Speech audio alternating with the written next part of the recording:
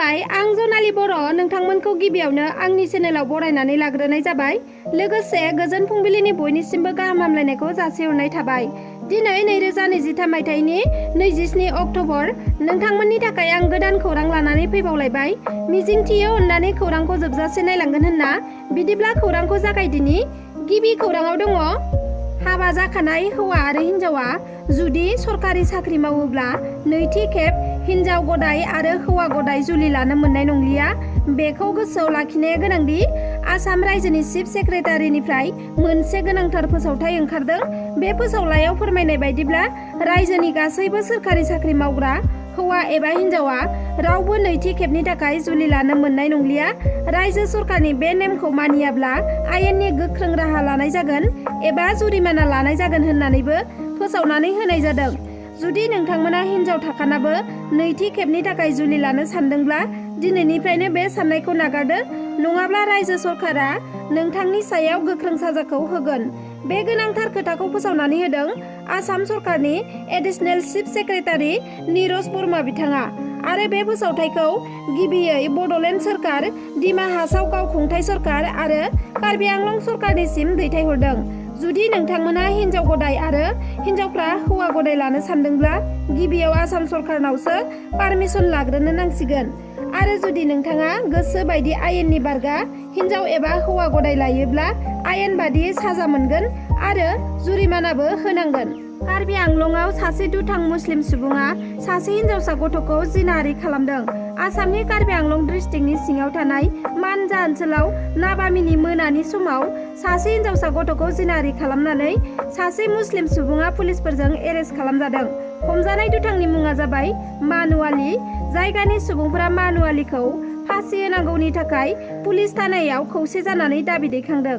भारतनि सा-8 आजिरा मोननाय नेभि अफिसारफोरखौ काटार हादोरा फासिनि साजा फोसावबाय।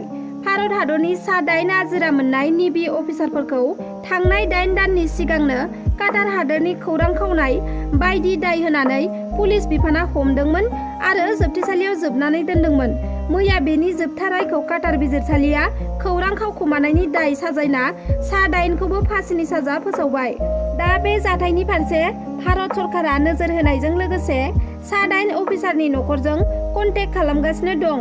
फैगोन समाव भारत सरकारनि फिन जाथायखौ नुनो मोनगोन, नाथाय दा फिननाय होथ'वाखै।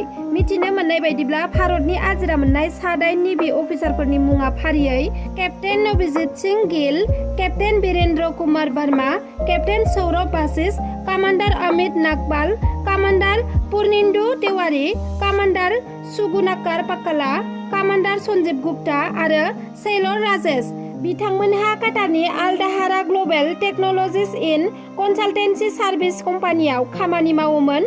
बिथांमोननि बैसोआ 8 जननाबो 60 बोसोरनि बांसिन जागोन होननानै फोरमायथिदों। बारग' NDFB सोद्रोमाफोरनि दुखु दाहा आरो जिउ जारिमिनखौ सोर बुजिनो हानो? जाय बिथांमोना रांखावरि आरो आयेननि नाख्रेबनायजों भुगिनांदों बिथांमोनहासो बुजिनो हागोन। बिटिआर गोजोन गोरोबथाया 3 बोसोर जालायलांबाय, नाथाय दिनैसिमबो बारग' NDFB आफादनि मावथिफोरनि केस बायदिफोरा जोबनानै थाङाखै। माब्लाबा बिथांमोननि सायाव केसनि नटिस फैबाय थायो, नाथाय बिथांमोनहा हाजिर जाहैनो थाखाय गोबां रांखावरिनि आंखालाव गोग्लैनाङो। थांनाय मैया बारग' NDFB बिथां सानैया केस गेलेनो थाखाय क'क्राझार सोहोराव गला रां मागिथिंनो गोनां जादों। बिथां सानैया क'क्राझार जिल्लानि जर्दानपुर गामिनि समर बसुमतारी आरो सेरफांगुरि मैनागुरि गामिनि बिन'सर बसुमतारी। बिथांमोना मा फोरमायो नोंथांमोना नायलांदो। जोंनि सिगांनो निउस मिडिया नायगिरि साफ्रोमखौबो आङो आंनि गोसो गोरबोजों आङो साबायखर बावहरग्रोनाय थाबाय। लोगोसे जोंनि बे समायसा जानाया जोङो दिनै जेन'बा जोङो मोनसे मागिनाय हाबाफारि लानांनायनि जाहोनानो जाहैबाय जोंहा सिगां समाव एक्स NDFB हिसाबै जोङो NDFB हिसाबै जोङो मावबोदों नांबोदों। दा बेनि उनाव जोंहा हमजानायबो जादों, बहुद बार हमजादों जोङो क'क्राझारावबो दङ केसा, ओमफ्राय नागालेण्डआव जोंहा डिमापुर नागालेण्डआव दङ। दा दिनै जोंना हिरिंआ दंगासिनो दङ। जेन'बा जोङो हमजानाय समावबो जोङो बोसोरसे जेन'बा जोङो माबा लानानै थानांदों NIC जानानै थानांदों जोङो दा बेनिफ्राय जोंहा न'खरनि माखासे धोन सम्पतिखौ जोङो फाननानैसो जोङो बेलजों फैनांदों दा बेजों लोगोसे जोंहा थांनायनि बेलायाव जोंहा मासै मास सामफ्रामबो जोङो माने कर्ट गाहैबाय थानाङो जों बहानिफ्राय फैसा मोनबाय थाबावगोन जोंहा जेबो गैया बेराफारसे जोंना आथिं गासिबो बायजोबनानै दङ बेराफारसे जों रिहाबिलिटेसनबो मोनाखै आं बेखौनो फोरमायथि हरो गभर्नमेन्टनि सिगाङाव आं बेखौनो खावलायहरो मानो होनबा जोंहा जेन'बा कर्टआव जोंहा फाइन होखानाय दङ कर्टआ जोंखौ NDB होननानै जोंखौ सिनायथि खालामनानै जेन'बा पुलिस प्रकासन बा आर्मिनिफ्राय दिनै जेन'बा डिपार्टमेन्टनिफ्राय जोंखौ हमनानै जेलाव जारा हास्ति खालामनानै जोंखौ जेन'बा जेलाव दोननानै जोङो न'खरनिफ्राय जोङो धोन सम्पति फाननानै जोंहा कर्टआव होबोनाय दङ दा बे हिसाबै दिनै जोंहा रिहाबिलिटेसन मोननांगौनि बेलायावहाय जोंखौ माने रिहाबिलिटेसननि बेलायावहाय जोंखौ निल खालामगासिनो दङ आं बेखौल' बुङो NDB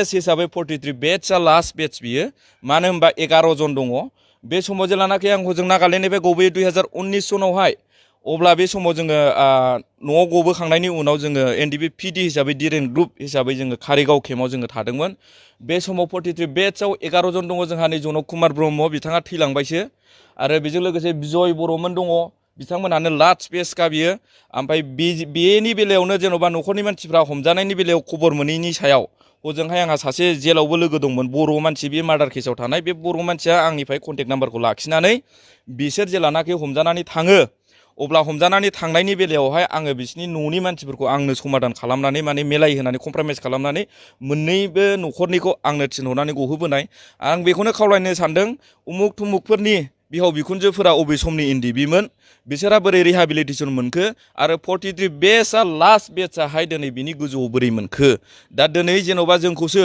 एसेबां खस्थ' दुखु दाहाखौ नुबाय जोंहा मावनानै जानो जेबो गैला जों हाजिरा मुजिरा मावनो हाया आथिं आखाइ जेबो गैला जोंहा गासिबो जोंहा समायसाजोब दा बे हिसाबै जोंखौहाय जेन'बा नेग्लेक्ट खालामबाय थानायनि दारैहाय जोङो रागाजों दिखारजों दिनै जोङो सहायनो हायैनि बेलायावहाय जोङो दिनै मागिदों मानो होनना बुंबा जोङो जोंनि समयसाखौ जोङो सामफ्रामबो जोङो माने जोंनि समयसाखौ जेरैखि जाया जोङो प्रब्लेमखौ जोङो सल्भ खालामलांबाय थागोन जोङो पेन्डिं जानानै जोङो माने गालांनो जों सानाखै मानो होनबा जोंहा पेन्डिं जानायजों लोगोसे जों बहा थागोन बहा मागोन जोंहा खारखुमानानैबाबो जों जेखि खामानिबो मावनानै सोलिनो हाया बे हिसाबै आङो बेखौनो गभर्नमेन्टनिसिम गोख्रोङै दाबि खालामो गोख्रोङै खावलायहरो जाहाथे मोननांगौ बेलायावहाय जेसेबांनाखि केस गोनां NDB बिसोर गासिबनोबो होजोबो सोरबा पाब्लिकआनो हर पाब्लिकनोबो होनांगौ मानो होनना बुंबा जों थानाय जों जानाय बिथांमोनखौबो डिपार्टमेन्टनिफ्राय NDB होननानै हमनानै दिनै कर्टआनो लुथिदोंनो हादोंबा कर्टआनो दिनै फाइन फोनांनो हादोंबा उकिलानो दिनै फाइन लानो हादोंब्ला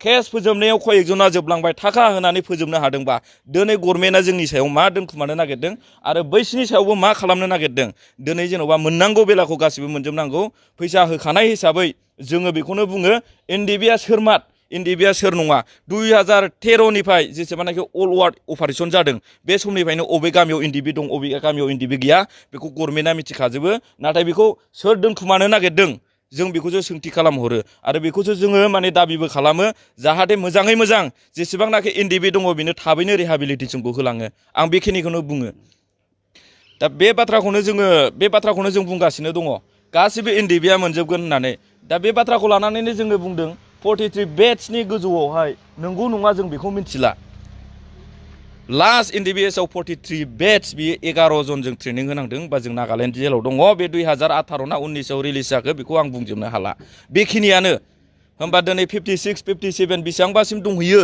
अबेनिफ्राय ओंखारबोखो आं बेखौसो सोंथि खालामहरो दा बिथांमोननि दारैनो जोंहा आन्दायनानै दङ जोङो दुखु खस्थ'खौ जोंहा सहायनांगासिनो दङ दा बे हिसाबै गावजों गाव जोङो बेफोरबायदि सोंखारिलायबाय थानोबो जोंहा सम गैयामोन अब्लाबो जोंहा जोंनि माखासे दुखु मोननाय माखासे गोसोआव माने आघात होजानाय हिसाबै नेग्लेक्ट खालामजानाय हिसाबै जोङो बे हिसाबै जोङो एकदम दिखारजों जोङो बे हाबाफारिखौ लालांबाय दिनैनि खौराङा बेखिनियानोमोन नोंथांमोना खौरांखौ जोबजासे नायजोबलांनायनि थाखाय रोजा रोजा साबायखर थाबाय आरो जुदि नोंथांमोना आंनि चेनेलखौ साबस्क्राइब खालामाखैब्ला अन्नानै साबस्क्राइब खालामनानै लादो लोगोसे लाइक शेयार कमेन्ट खालामनो दाबाव गोजोन्थों।